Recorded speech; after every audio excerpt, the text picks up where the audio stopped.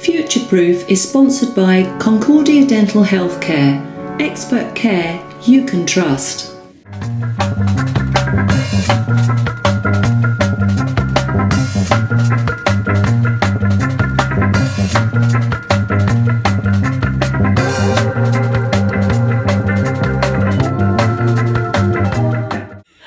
Hello and welcome to Future Proof. You're watching Sarah Hopwood as I continue these business television programmes looking at the merits of emotional intelligence and any gems of learning and inspiration that I can gain from guests that I invite into the studio. And today is no exception at all. I have a young lady with me and we've already actually had quite a laugh trying to set up. I know probably very little about her, but she is a businesswoman, she runs her own business, and I just really like the product that she produces. And also in conversation with her I was beginning to understand her why, and I hope that we hear more about it today. So Margaret, welcome to the programme. Thank you ever so much for having me on.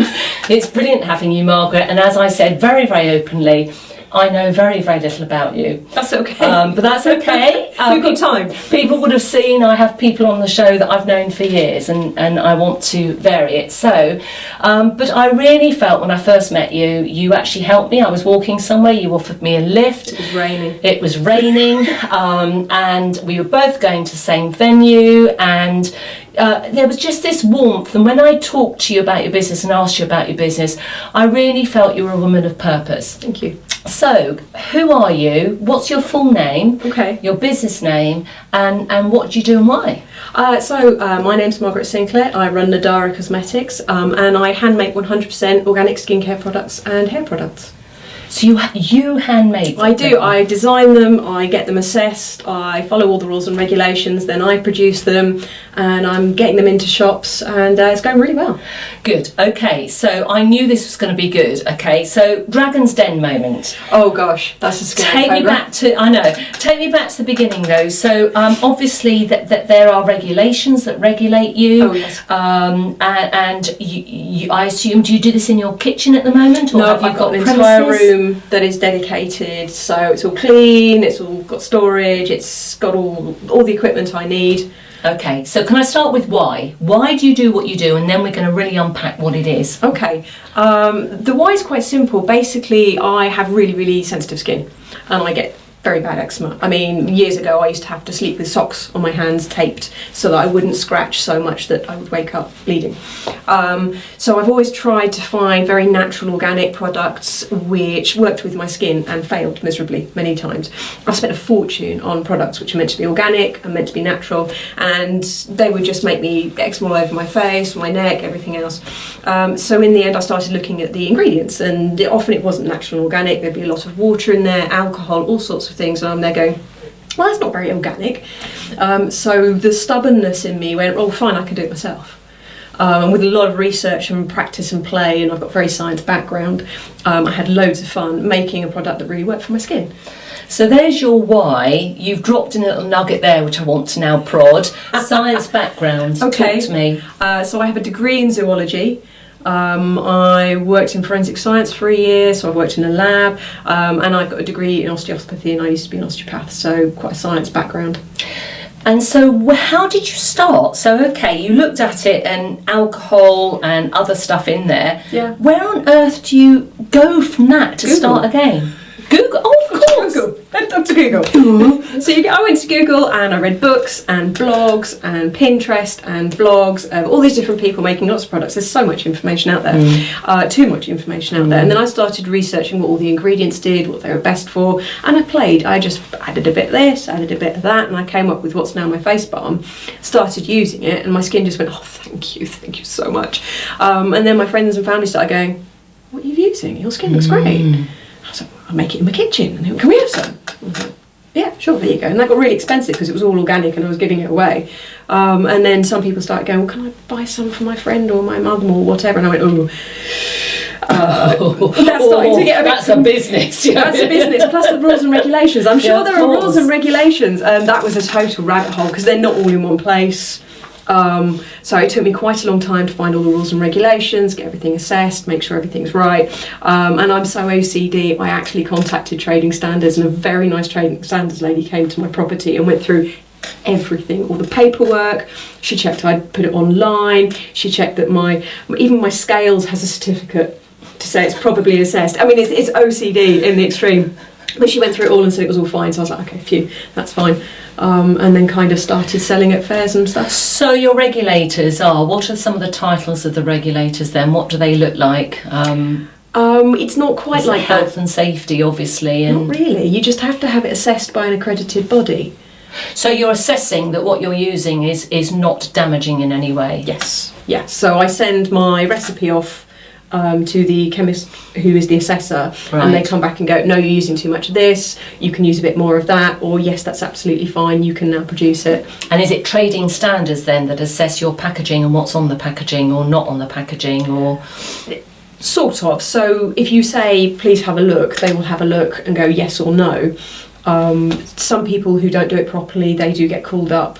And you can get fined if you don't change. Sometimes they're quite lenient, but I just made sure I got everything ready at the start. Okay, so we are going to get to the sales and the shops. I mean, she did drop in the word shops here, so we will be following that up. So, okay, so you were in your kitchen, you've now moved out of your kitchen, so you now have a designated room. Is that still at home, or yes, is that... for now. So it's a bit like this studio, it is actually in our home. With more boxes. But you have, yeah, we don't have boxes in it. I've got so many got plenty boxes. of lights and plenty of mics and the odd camera or two, but no boxes. No. So you have, so you've got your designated room, and are you running this business on your own completely? I've got lots of help from family. No. Loads of help from family, which are brilliant. They all help me make and spread the word, etc. So it's a real family business. How do you cope with consistency then?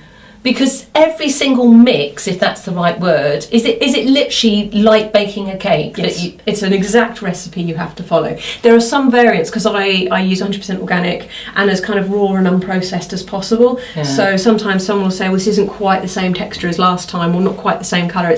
It's a batch and it's unrefined. It's a bit like sort of the virgin olive oil. Every single virgin olive oil from that region will look slightly different, smell like slightly different, taste slightly different. So you have that slight variance, but that's kind of most of the fun. But it just means it's really good quality. Yeah. And what about the shelf life? It's because I don't use any water. The shelf life's actually quite good because that means it's water that bacteria grows on. So you don't have to put any preservatives, you don't have to put any emulsifiers, and it does mean it's about an 18-month shelf life. Okay, and packaging, did you design that yourself? Oh gosh, no, I'm not that clever. I'm really not that clever. I've got a lovely lady called Jenny Docks who does that for me, and she's brilliant. She found out what I wanted my company to represent, yes. And then we chatted, and that's where we went with.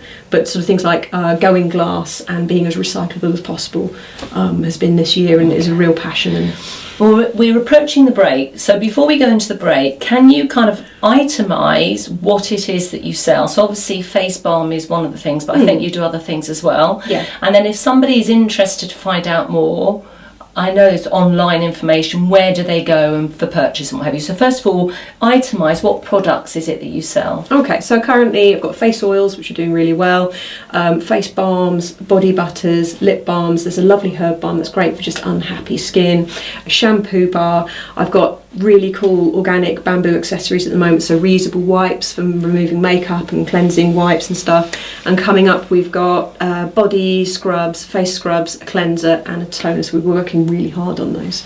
Okay. All of which are organic. So in the second half we are going to be talking about the shops and competitors and how all that works. But for now, if somebody is thinking, ooh, I want to find out a bit more about Margaret and what she does, where do they go? Online, so www.nadaracosmetics.com, so NADARRA cosmetics.com, and that means natural in Celtic. That's where the business came from. Nadara means natural in Celtic, and they can shop on there as well. There's a back. Yeah, absolutely. A back room to it as well. I hope that you've really enjoyed hearing Margaret's story. What's wonderful is I kind of knew in a nutshell what she did, and certainly I don't think I really got to the bottom of your why when we were talking. So, you know, these reasons are so powerful that actually it was for self-help first and then to help others. Stay with us as I continue to talk to Margaret in a moment. Thank you very much.